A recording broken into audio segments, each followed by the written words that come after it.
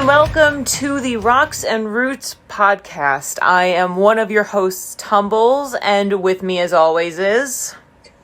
Frankie, and we are venturing into new territory for us on the podcast, and then for us as adventurers. We just spoke with a bike packer, so we learned a lot this episode. Yeah, Frank Hughes, or Frankie Wilde, as he likes to be called.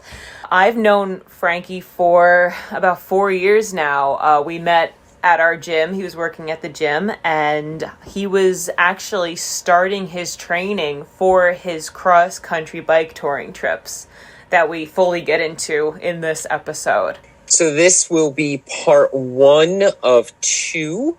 Because I was nerding out. It was a pleasure for me to talk bike stuff, which I have not done in about 4 years. So I kind of nerded out and took up some time. But hopefully for you hikers who are not as familiar, that portion was actually helpful. That's right. Yeah, we only got through the first half of his first trip. So there's plenty more to talk about, and we're getting into some of the juicy details of his trips in the next episode. So, as always, we're going to plug ourselves first, and then we're going to go right into the episode. Find us on the gram, rocks_and_roots_pod. Find us also on TikTok, is rocks_roots_podcast. If you're listening to this, then you're either listening to it on Apple. Leave us some stars, leave us a comment. Or you're listening to us on YouTube, which is our newest venture, and I'm uploading those episodes onto the YouTubes. Anything else, Craig? That's it. Enjoy the episode.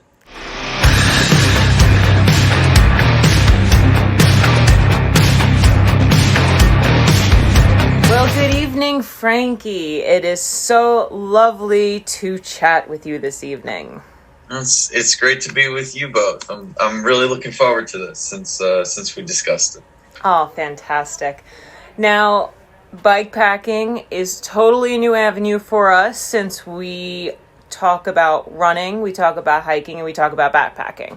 But okay. I've been following you since you started your cross-country journeys. How many years ago was your first one? So I left on my first trip June of 2019. Okay, so almost 3 years ago at this point. Yeah. Wow, that's crazy. It is, because in some ways it doesn't feel that long at all, and in other ways it feels like it's been quite a long time. Yeah. No, don't we know that? I mean, we were thinking about our first backpacking trip was already almost 4 years ago. Oh wow. Right, 2018. Yeah. Yeah. All right. So before we get into your journeys, can you please tell us how you got into bikepacking and what drew you to it and your history? Okay. And your full name. So my full name, because many people actually don't know this, is Frank Hughes the Third. Oh. I am the third. And I don't share that with people very often because it always makes me feel like, oh man, my name hasn't been popular for a century. But yeah, that's my real name, Frank Hughes. It's not Frankie Wilde, as much as I might like it to be sometimes. But a story for another day. So, how to get into bikepacking? I think before we can get into that, there's sort of a preliminary clarification that's necessary, because the bikepacking or adventure cycling community gets very hung up on terminology, and I think a lot of it's ego driven. Sounds like the hiking community.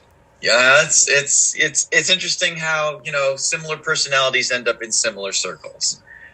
So what most people think of when they think of bikepacking is long distance rides that are mostly or entirely off of public road. A really good example of bikepacking would be the GDMBR, the Great Divide mountain biking route, which is 2,700 miles. You're basically riding the spine of the Rocky Mountains, and it's 90% off pavement. Wow. That is not what I do. What I do is mostly on pavement bicycle touring. I would definitely love to bike pack someday. The bike that I have right now isn't built for that. It's not to say that it couldn't be, but generally sort of bike packing, bicycle touring, that all sort of falls under the greater adventure cycling category. So I guess that's a roundabout way of sort of prefacing my answer. In terms of how I came to this, I can remember the first time I rode a bike. I was probably 6 or 7 years old. The first time I rode a bike without training wheels, because I had ridden tricycles before that. And I remember how proud and excited I was going down the street in front of my grandparents' house. And from that moment on, I always really enjoyed riding a bicycle. It was, going fast. There was that element of excitement. There was, a little bit of the element of freedom. And I did it a lot in my childhood. And then into my early 20s, I kind of fell into taking riding a lot more seriously. And like a lot of people, it started for me with wanting to get in better shape. But, after you can only do the same duck pond bike path by your house so many times before your sights are aimed higher and you go, how far can I go? How fast can I go? And I downloaded an app, Ride with GPS. Or no, this was before then. This was Map My Ride. Map My Ride. Yes. I downloaded Map My Ride because they do everything, right? They do Map My Run, which is probably even more popular. So I downloaded their app in like the spring of 2011, and I just started planning out my own routes in my area, and they got longer and longer and longer, and all of a sudden I was riding up to 100 miles a week. I've always told people I didn't work very hard in my 20s, and that's the reason that I don't look like I'm 34. And I think a big part of the reason I didn't work very hard in my 20s was I was too busy riding my bicycle. Makes sense. So I did that by myself for a couple of years. And then I get into my late 20s, and I have this younger cousin, Quinn. And riding with Quinn, we started riding together at the beginning of 2016. And that really started to take things to the next level because Quinn is almost your ideal cyclist. He's 6 feet tall, weighs maybe 140 pounds, and he was 9 years younger than me. So he just had this limitless supply of energy. He could climb faster than me. He could sprint faster than me. He was every bit ambitious as I was. And it gets to the point where we're riding together 200 or 300 miles a week, every week. And I'm planning these longer and longer rides so that, we can continue to challenge ourselves. And we never run out of that desire to ride new places. And for me, it was in doing those bigger and bigger routes, 50 miles, 55 miles, 60 miles, 65 miles, that I feel like riding started to become even less about fitness and competition and a lot more about exploration.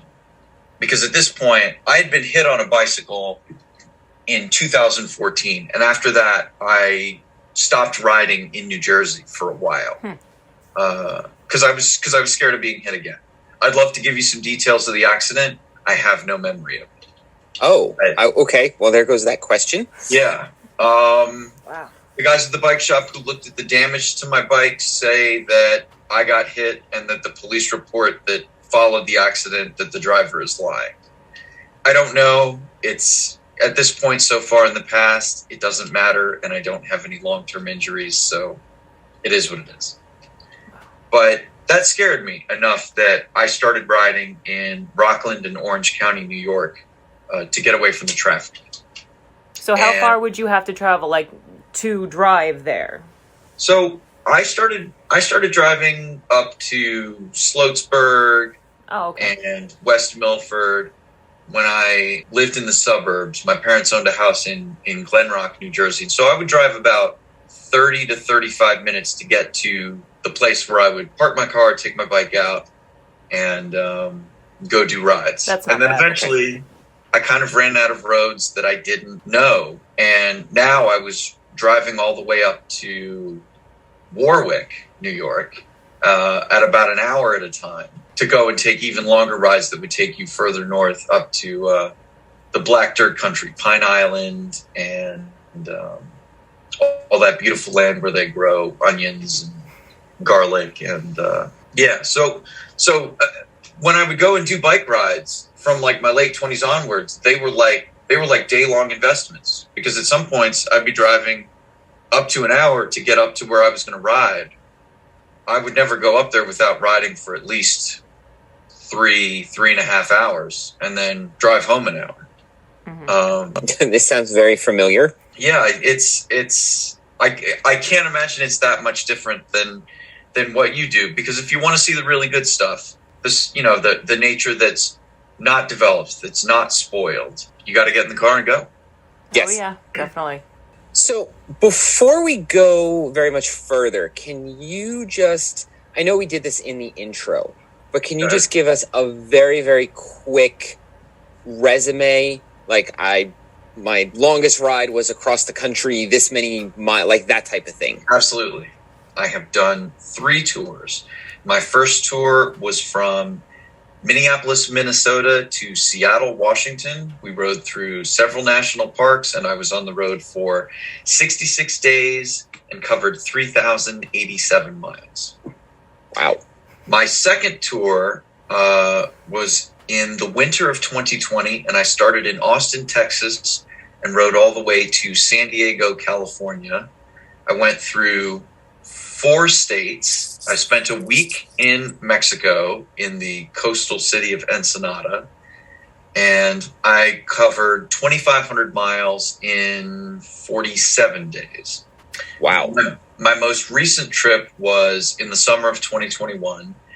I rode from Pittsburgh, Pennsylvania to Atlanta, Georgia, along the Great Allegheny Passage Bicycle Trail, through Shenandoah National Park, along the Blue Ridge Parkway, across the Great Smoky Mountains National Park, and then down to Atlanta. And I did that in 36 days. That was 1,300 miles, give or take. So that one was just a quick trip.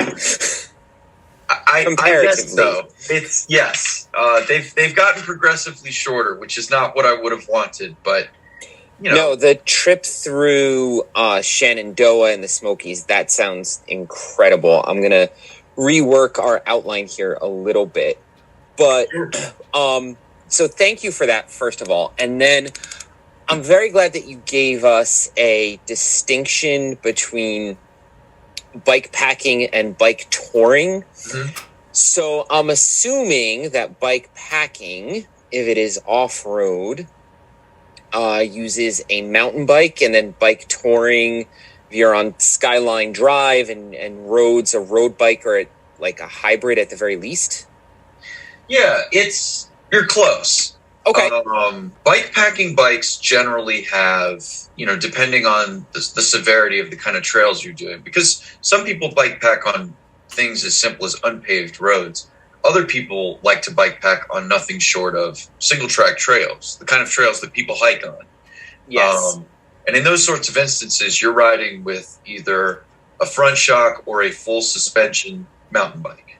And bike packing bikes are very specific in that their geometry is designed to make them very stable. They're designed to carry a lot more weight than the rider, and they're supposed to be very strong and hopefully relatively easy to service and not in need of frequent service. To give you a good quick example, most modern bikes sold now that are not Walmart bikes are being sold with disc brakes. Yes. Similar to what you find on a car. They now make for bicycles hydraulic disc brakes, fluid pressure-based disc brakes. On touring bikes, probably now you can find hydraulic systems, but on my bike, I have the largest mechanical cable-based disc brakes they make, because it is very hard to field service a hydraulic braking system. And the idea is, if you've only got simple components like cables attached, you don't need to carry any specialized tools with you, or worry about not being able to replace something very specific. But yeah, I would say more or less, bike packing is done on a mountain bike that's designed to carry equipment, bicycle touring is done on something closer to a hybrid, but again, a hybrid that's designed to carry a load well beyond that of a rider. Okay. Wow, hydraulic disc brakes. Before I was a hiker, I was a mountain biker, and I remember when disc brakes first came out, and my friend and I were so amazed, and we dropped all this money on new bikes, and now that there's hydraulic disc brakes, it just is a refresher for me in how quickly this technology, like all technology, advances. You're basically now talking about a motorcycle without an engine. It's getting to that point. I mean, there are people who now tour on e-bikes. That's become a thing now, and there are writers and bloggers who are developing routes so that people who might not have the level of fitness, or because of something like disabilities, or other medical related issues, whatever it is, maybe they just don't want to grind themselves into dust every day. People are coming up with routes where, okay, you can camp here, here, here, here, and here. This is your mileage totals for the day, and every day you'll be able to give the bike a full charge.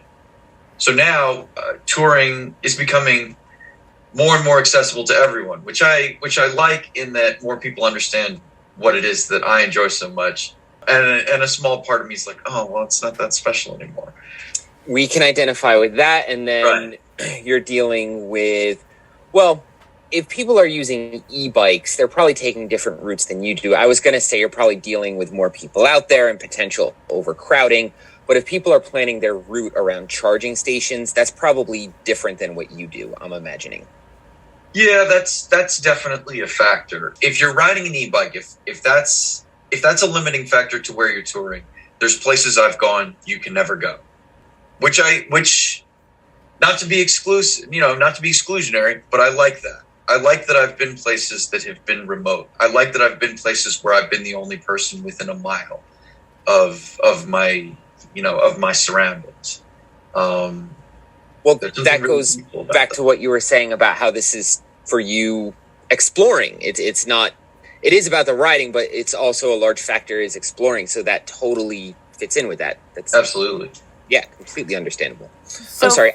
That's okay. I mean, I kind of thought before we came on that, Crank, you would be rather interested in this, since you do have a history with off-road biking. It's making me feel old, though. I haven't done that in almost 5 years, and the technology is completely different. You can always pick it back up. That's right. Yes, for the low price of a minimum of $3,500 to get a bike. Oh, yeah. No, it's not a cheap hobby, baby. No, not at all. Well, we're finding that with hiking, too. I mean, you can just get out there in your sneakers and walk, but, I mean, we like our creature comforts, and we get ultralight, and we want to walk faster, and we want to sleep comfortably, so that all adds up. Got to get those $50 titanium sports. That's the move right there. Just titanium everything. Or in your case, Frankie, I'm assuming it's carbon fiber everything. Carbon fiber. So on road bikes, that's definitely the case. I don't have anything carbon fiber on any bike I own.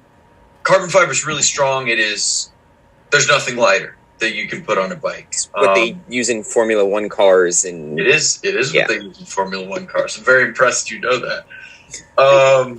Because that's ironically one of my favorite things to watch is something that destroys the environment that I love to see so much. But I don't have any carbon fiber on my bike, but yeah, that's sort of the go-to to make things weigh nothing. And I'm sure I could find something dumb to put on the bike, but carbon fiber shatters and doesn't bend, and I've bent some stuff on the bike before, and it's easier bending to bend bending is better than shattering. Yeah. Yep. So my segues have been on point. They continue to be on point. I was waiting for you to go and segue that. Yep. For you to talk about your bike and your kit. And I know, like, with hikers, if you open that question up, like, we could go for 35 minutes. But can you give us kind of the Cliff Notes version of what type of bike do you have, what accessories, and then just your basic kit. What do you take with you to survive? Absolutely. I mean, and I'm sure it does change, Frankie, if you're in the Pacific Northwest versus down in the southern states. So go for it. Okay, so my bike is a red 2019 Trek 520 disc. How I came to that bike, I spent a lot of time on a vintage Trek in my 20s, so I was always kind of partial to that brand. And the 520 is like the touring bike. You know, now there's a lot of brands that produce touring models. You've got the Surly Long Haul Trucker, Salsa Marrakesh, Kona Sutra, Koga World Traveler, Specialized AWOL. All of these brands make it, but every bike, every popular touring frame is based on the bike that I have sitting behind me. I like to tour fully loaded, which means I carry everything I need with me. I have a tent, I have cooking gear, and I spend most of my nights sleeping outdoors. So my bike comes with a front and a rear rack that shroud the front and rear wheels. And on both sides of the rack, I carry waterproof bags called panniers. It's a French word. People all pronounce it however they want. But Word of the day, kids. right. Yeah, I've heard pannier, pannier. We'll just say pannier. It was also used in the 18th century for women that accentuated the hips, so that does make sense. You know, looking at how they sit on the bike, I'm not surprised that was the word they chose then. So I have 4 panniers. I have a set of rear panniers and a set of front panniers. And So how much water would that be fully loaded? so the panniers carry everything. The water goes somewhere else. Oh, okay.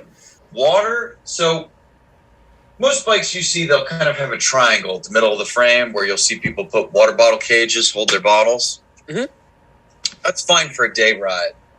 If you're going to be out in the middle of nowhere, like you guys have experienced with hiking, you need to carry a bladder with you, some kind of dromedary bag.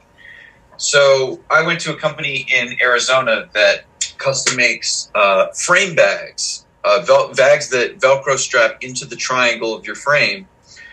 And I found a waterproof roll top frame bag and put it in, and I carry 6 liters of water in a bladder inside the center of the bike.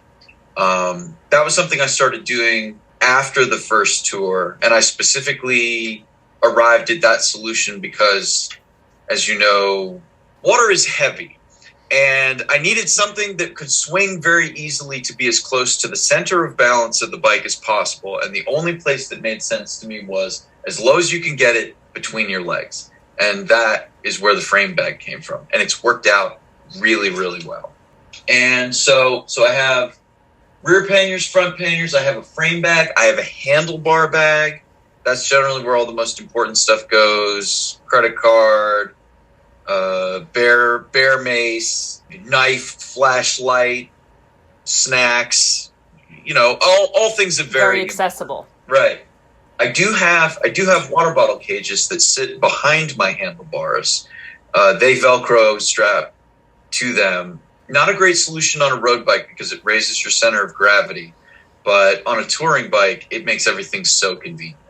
And then on top of my rear rack in a dry sack, I strap my tent body, not the poles, because I'm always afraid of tearing the tent body up, and my sleeping bag.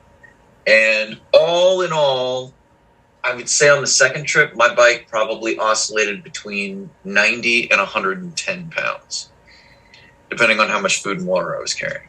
It's not too bad. I mean, I wouldn't want to hustle that up Skyline Drive, but yeah, for a bike, that seems pretty reasonable. Well done, sir. I appreciate it. It was substantially lighter on this last trip, and a part of that, I think, was I didn't need to worry about carrying cold weather gear. And there were some things that I realized I was doting around on the first trip that I knew I wouldn't need to use riding down the East Coast, like a water purifying pump. Right. I left that at home. but yeah, it's the gear is everything that you need to sleep, make your own food. If you get injured, I have a first aid kit. If I have to ride at night, I can do that. If I have to fight a bear, I'll at least give it a shot. You know, he'll get an eyeful of mace and a knife in the back before he's. You are in a better position if you encounter a bear than we are, because you can pedal away. We have to bang trekking poles together and pray. Yeah, I don't envy that. But I want to see one. Oh, he's been dying to see one for years, and I'm like, I'm happy seeing Yes. a bear from the car. I saw a bear on the first tour, and I saw a bear on the third tour. And the first one was big enough that I don't think I ever needed to see one again. And How then on close the were you? last one, I saw a little cub. I thought it was a dog, and I yelled at it, and it ran away. And that was it. Oh, How close were you to the first one? 25 feet. Nice. I was in a campground with my cousin wow. in Glacier National Park in Montana. Well, there you go. Yep. I mean, And we're eating they're a breakfast. dime a dozen there. Yeah, we're eating breakfast, and I was having like oatmeal with chocolate syrup in it because I didn't care what I ate on that trip. We were riding so much every day. I would eat whatever I wanted, which that's hard to turn that switch off once you get home, as I'm sure you know. And I was putting, like the first spoonful up to my mouth, and I can hear someone's voice in the distance saying, go back inside your tents and zip them shut. And I watch a bear that weighed at least 200 pounds run through the campground. So And I run to my tent and static. You weren't right. Oh my god. yeah, no, it was breakfast at our tent site, and we just watched a bear run on through, and it was over before I feel like you had time to be really scared. But it was that spooked me pretty bad. I've never seen, other than a buffalo, I'd never seen an animal that big up close with no defense, with no protection against them. That's crazy. Yeah. Well, let's backtrack a little Go ahead. bit and go a little bit east to the beginning of your first tour. So this bear Okay. story happened during your first cross-country tour. Right. So where did you start your first bike touring adventure? Okay. So earlier I brought up my cousin and my cousin Quinn, and I had to do that because how I've ended up on the trajectory that I have, first tour, and then the subsequent two, is entirely his fault. So if he's listening to this now, it's all of his fault. Yeah, I'm sure he knows. I don't know if he takes any pride in it, but Quinn made this happen. So the summer of 2018, I get an email from my cousin, and he says he's planning to ride his bicycle across America. And he extends to me an invitation to join him. So I get this email and I look it over, and he's already planned a whole route. He already knows exactly what we need. All I have to do is buy a bike and some gear and train and show up. And I thought, how do you say no to that? Oh, it's a lot of people have really ambitious ideas, and I feel like the thing that holds them back the most is they got the big picture, but finding all the steps. And in this instance, really all I had to do was say yes and keep up. And it was the opportunity to do something with my cousin that I knew would be incredible. And it was one of the things I enjoyed doing the most. So March of 2020, I started training at the gym that I worked at. I just get off shift and take classes that my coworkers taught. Interestingly, I didn't do any training really on a bike before this trip. Literally, I kind of walked away from riding for a while because I got into strength training in a gym because I worked at one. And as a result, when this first trip started, my legs hurt a lot for the first 2 weeks, but I was able to get through it. So the first trip for me was from Minneapolis, Minnesota to Seattle, Washington. Quinn's journey was a full coast to coast. He left his house in Glen Rock, New Jersey. We grew up in the same town, and he rode all the way out to Ruby Beach in Olympic National Park. Wow. And then the journey ended in Seattle because we ended up circling the Olympic Peninsula, and Seattle's an easy place to fly home from. So I joined him in Minnesota because the kind of work that I do outside of working at a gym, the early summer is the big money season. And so I made a point to go over his itinerary with him, and he had a pretty good idea of where he would be every 2 to 3 days because he's a very good planner. He's a very detail-oriented person. And what I realized was the latest I could really join him and still take a direct flight and not miss any of the good stuff, because I really wanted to ride out west. I didn't care about riding through New York State or, even Ontario. It would have been cool to ride in Canada, but it's not that much different from where we live anyway. I had all these delusions of grandeur about craggy mountains and the Red Rock Desert. So June 22nd, I was performing as an entertainer at a wedding, and June 23rd, I was on a plane to Minneapolis, Minnesota, to ride that day 50 miles south of the city and meet him in camp in a state park in a tent that I had never opened. And so that's where it all started, June 23rd, 2019, in the pouring rain. Of course. And that was I remember distinctly. The one thing I did not want to do the first day of this trip was ride in the rain. And I rode in the rain into the darkness, and I hated it. But I got to the end of it knowing it can't really get more unpleasant than this. And if you made it through this day, you're going to make it to the end of this trip. Nothing will stop you. Now and that's the same attitude as I think most adventure sports. Well, all adventure sports people need to have that attitude. Like, if you quit on a bad day, you're not going to want to do it again, ever. So that's the golden rule. You can't quit on a bad day. So pushing through is absolutely essential. But yeah, that riding in the rain, especially on your first day, that's absolutely brutal. Yeah, I don't love riding in the rain. I never have. You get cold. Who does, honestly? You get soggy, but if you're on a tour, you have to do it. And once you get to the end of the day, it's generally, you get over it. So on your day-to-day, what was your average mileage, and when would you usually start your day? The first trip was definitely different from the other two because it was summer and the days were really long. I was not very disciplined about getting up early. Mm-hmm. My cousin's a very early to bed, early to rise person. And I generally would not get out of my tent until the sun had hit the tent and made it so hot I could not sleep in it any longer. And his goal was always to average 50 miles a day, depending on the terrain. You're riding flat land with a tailwind, we're going to ride 70 miles today. You're riding with a brutal headwind, which there was more than one day that was the case. You might only ride 25 or 30 miles that day. You've got undulating terrain somewhere in the middle.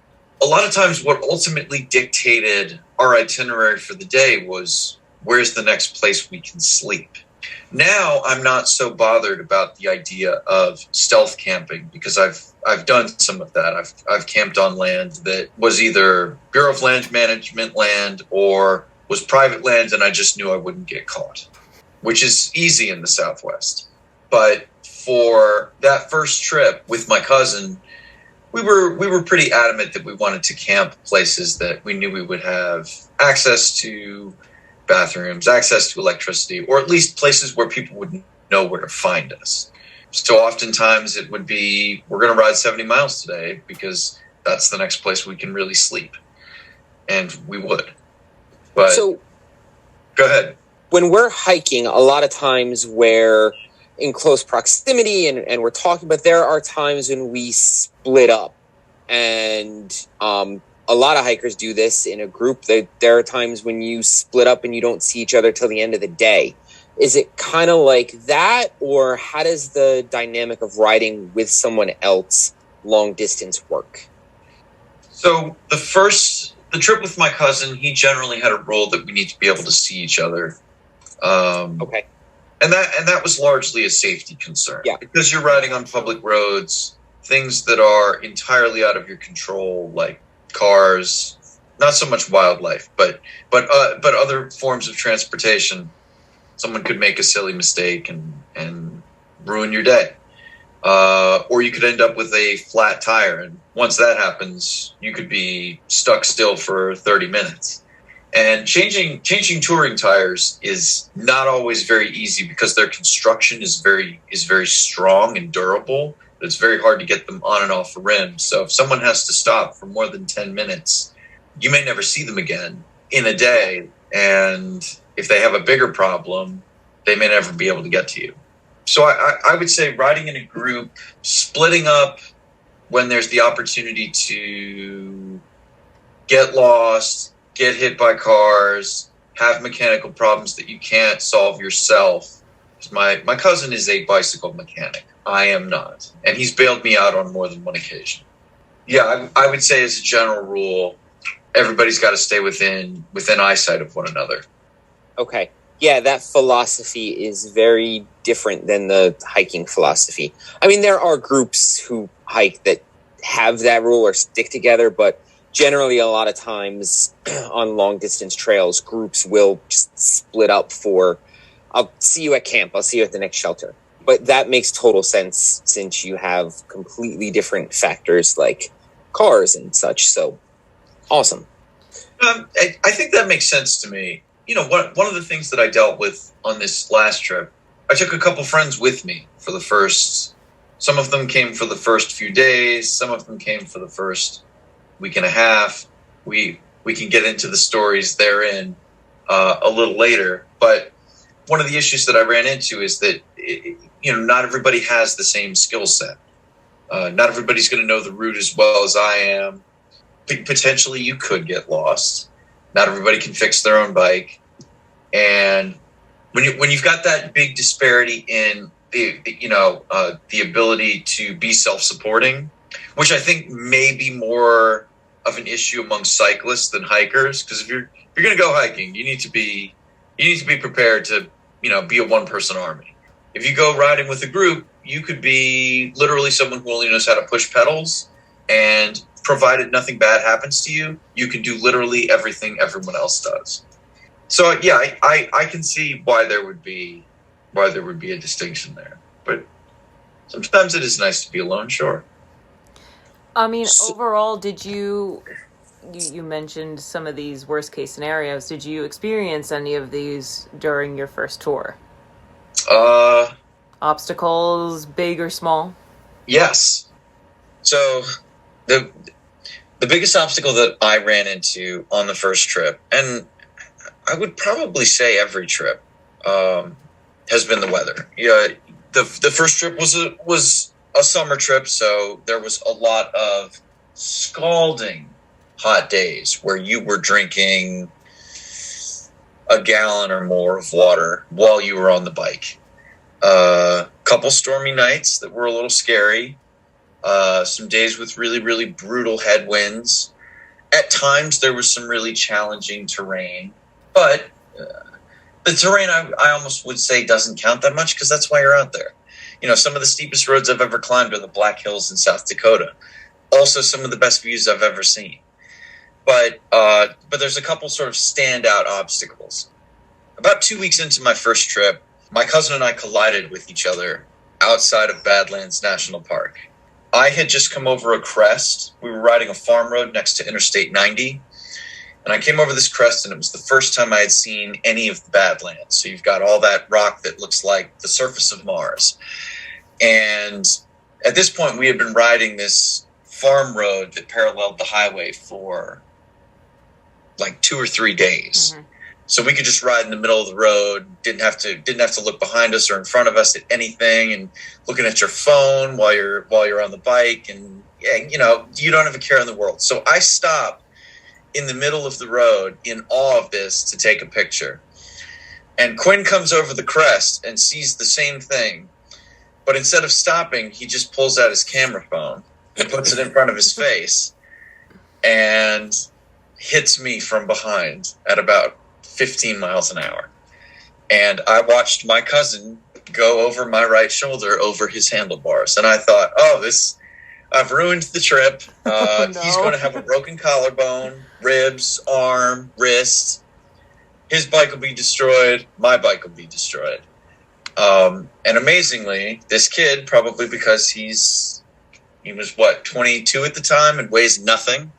Didn't break any bones. Basically. Yes. Right. He flew and bounced off the hard, hot, dry asphalt. He got a big cut on his chin, which he eventually got sutured a couple days later, actually. But somehow the bikes both survived. I mean, his wheel was bent and he had to true it, and his fork, I think, is still bent to this day. It's just never made that much of a difference in how the bike rides.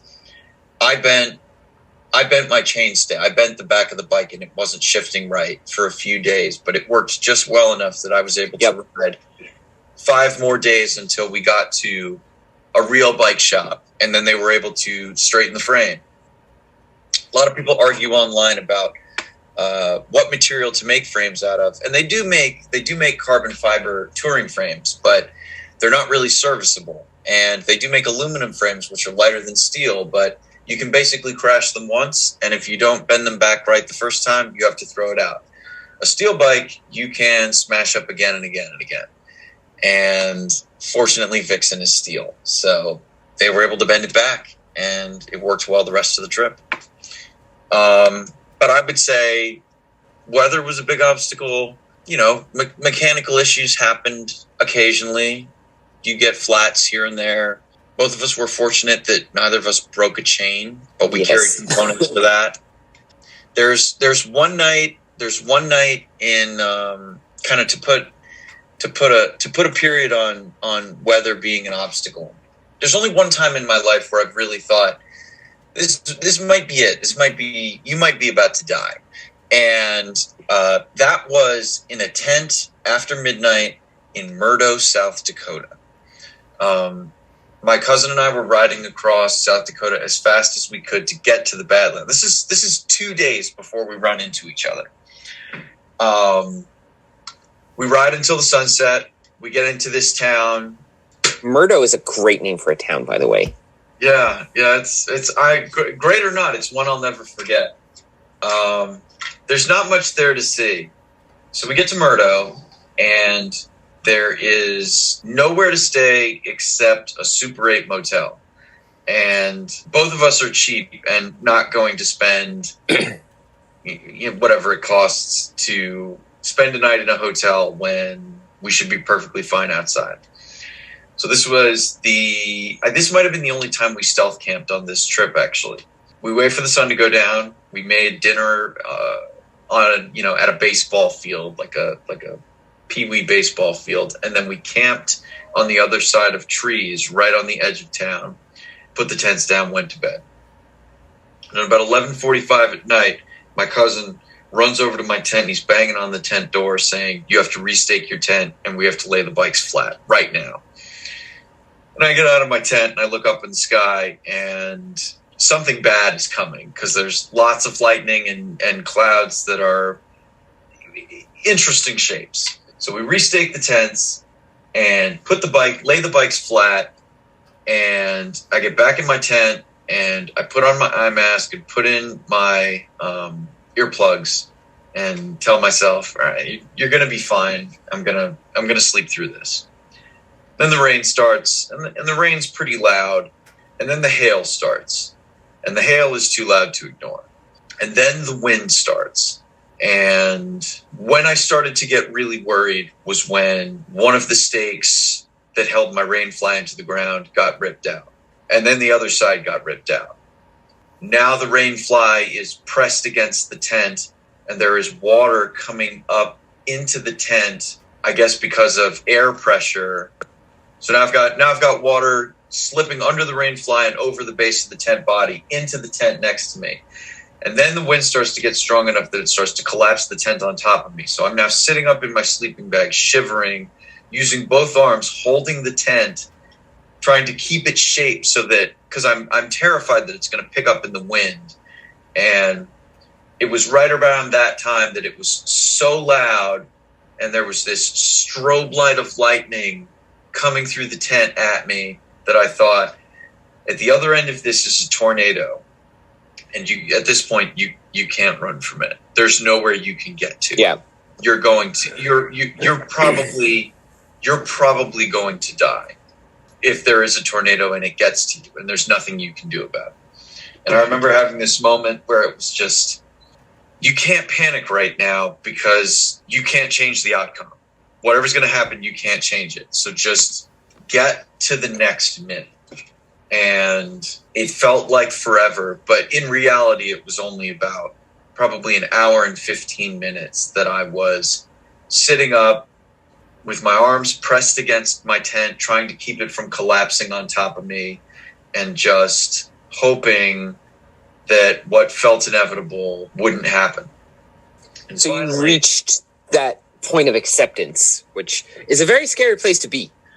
Fortunately, I don't think we've ever been there. I don't ever want to be there, but that sounds absolutely horrific, dude.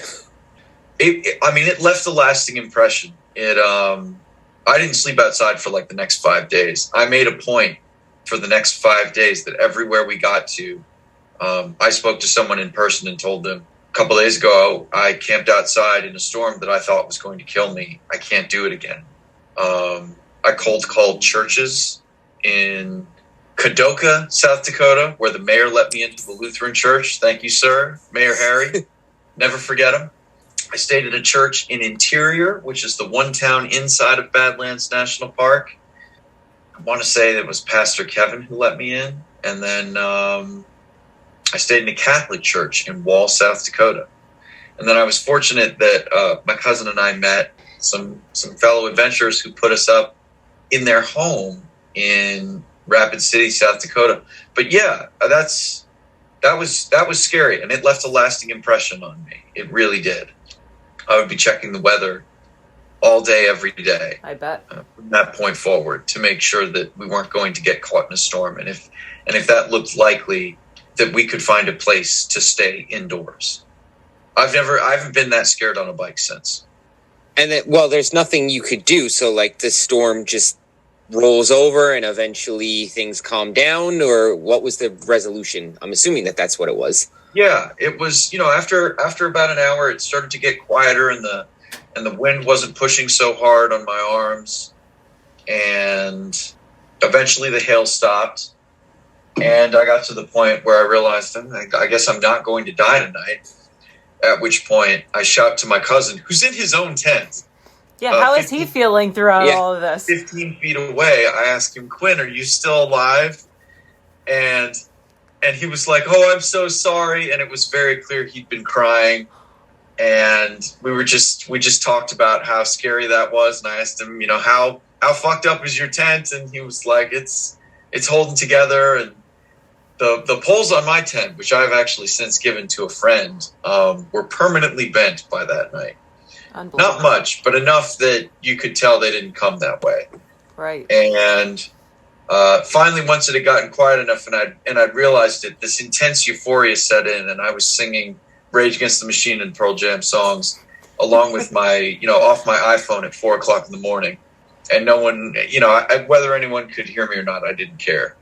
And then the next morning, we went into the diner in town, and I ordered anything and everything I wanted to celebrate being alive. All right, so that ends part 1 of our interview with Frankie Wilde and his bike touring across America. Stay tuned for part 2 coming out next week, where Frankie talks more about his adventures in the Southwest and down the Appalachian Mountains.